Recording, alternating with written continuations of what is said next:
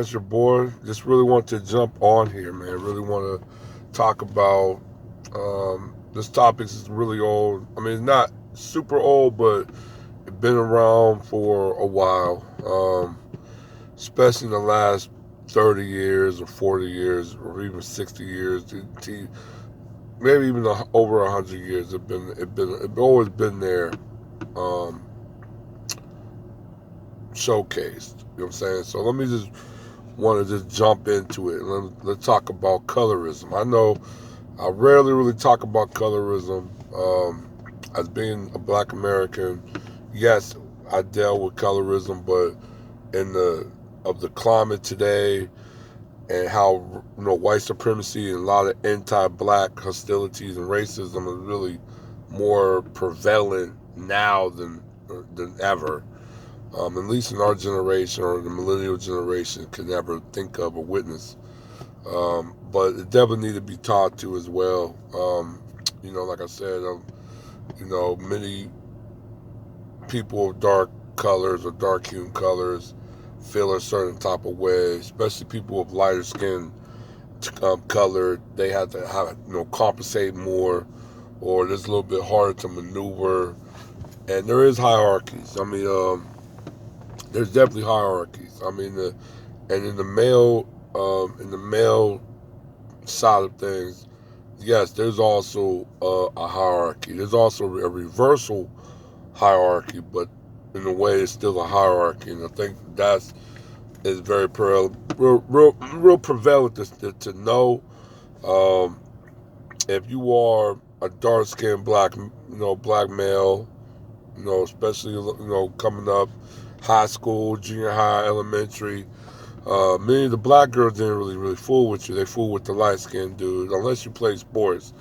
And at that time, I mean, females really wasn't. I mean, they wasn't really that bothered about sports or whatever like that. Not till like maybe junior high or high school. That's when it got more prevalent.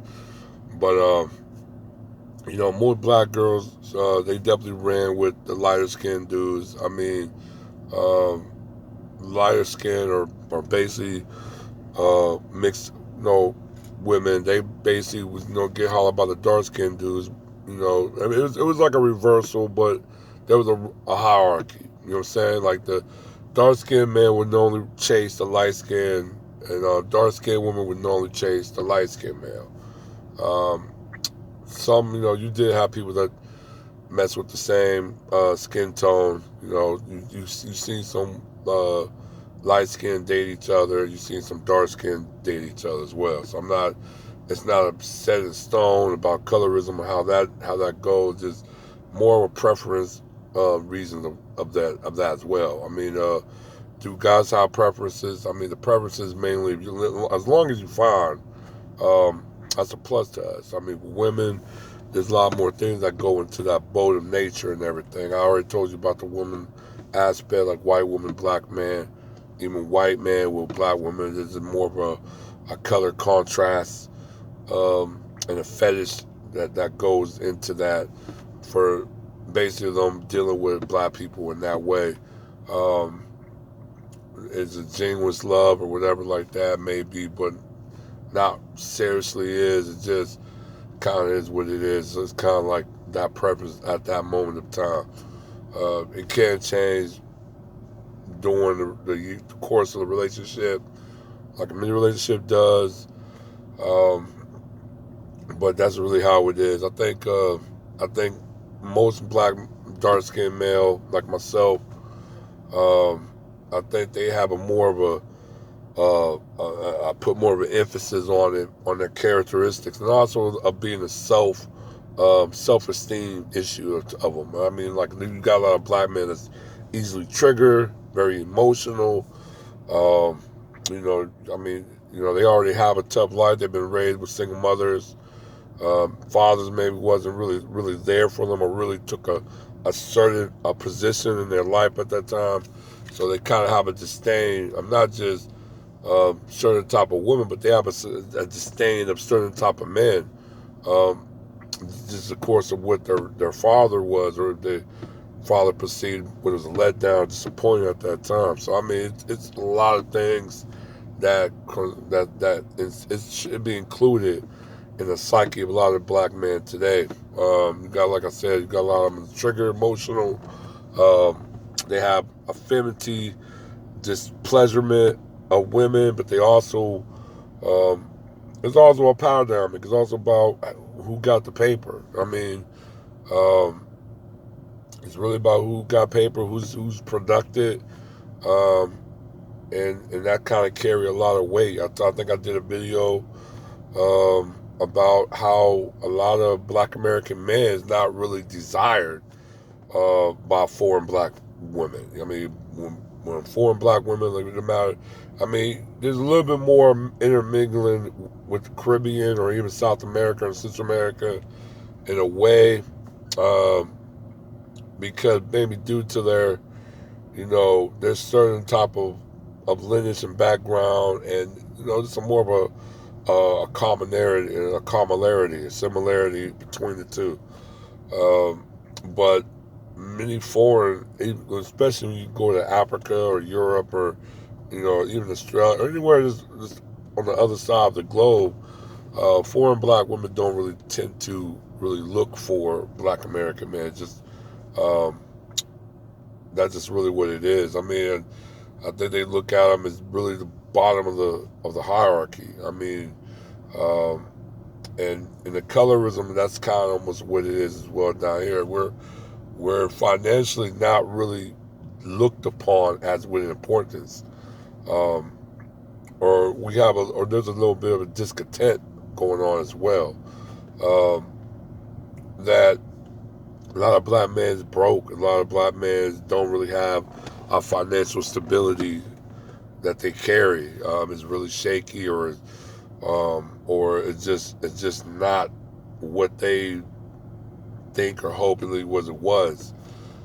And that also to play a part in colorism is just the financial stability of it, and also just the upbringing as well. I mean, there's a lot of things that coincide with that. I think, like I said, I grew up around white people, so white girls was like my top little niche I had.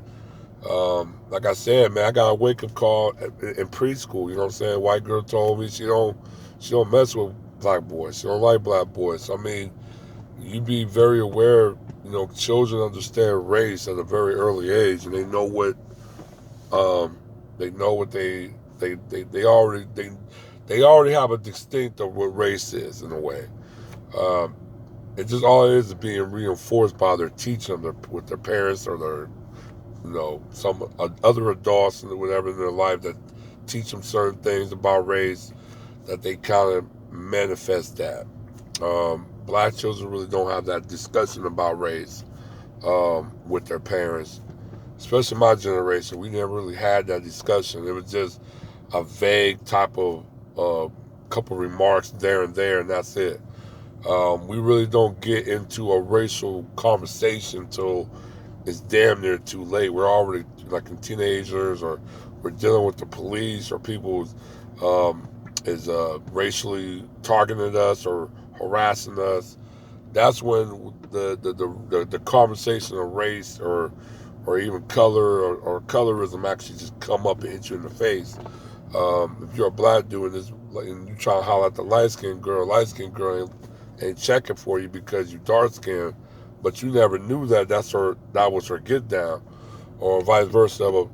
You a dark skinned woman or whatever, even light skinned woman, you like a dark skinned man, or even you like a dark skinned woman, and you get checked down because you appear to be too Eurocentral, or you're too white.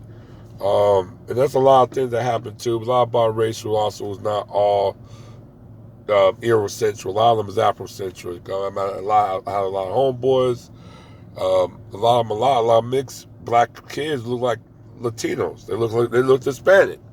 Um, so that was kind of like a little pet peeve that people in the neighborhood probably aren't like kind of used to tease about, but not too much of a prevalent. But you got a lot of mixed kids out there look like, you know, typical biracial kids. A lot of them look very black. I mean, you really didn't know that they were mixed until you went to the house and you saw their mom, or you saw their dad. More prevalent with their mom. They have a white mom. They might have more of an African feature than a European type feature. Now, if they had like a white dad, yes, they're going to be more prevalent of being more European. Um, the only thing that might be a giveaway is their hair type and the cut and their skin tone. Um, but that's pretty much what it is. But yeah, man, just really about, like I said, the colorism in the neighborhood. I mean, it's more, it's not as prevalent in the Black American psyche. It still is, but it's more of like a diaspora thing, like I always tell people, because that's kind of like the a lot of this is upbringing. A lot of this is upbringing as well, through their families and their family background and their history, that have given them that mentality of what's to provoke on colorism. Even though Black America do have colorism, we're more unified over the term of white supremacy and anti-black hostility, that we don't really keep really vaguely concentrating on colorism due to the hostility of white supremacy, especially in this country. If you take it to somebody who never really dealt in the fire, or if their family dealt in the fire of white supremacy in America, they would normally tend to have a different hierarchy of colorism in their home country or their family. So it's kind of what it is right there. But like I said, I mean, like like I said, the colorism discussion is always um, a topic, man. The topic that sometimes I don't like talking about, because it gets kind of deep and a little confusing if you're not on your cue of really explaining it, and it's kind of how it is. But maybe one day, like again, I'll talk about colorism once again. But yeah, I just definitely just want to just give more of a detailish on it. There's different hierarchy in the colorism and among Black people and everything else. I'll probably get into more, like I said, biracials not really tend to be biracial. A lot of them can be looking like black. Others do look like actual true biracial. So I mean, and like I said, it's always a deep discussion. So I mean, it's just what it is. But I'll hit you guys up later. All right, one.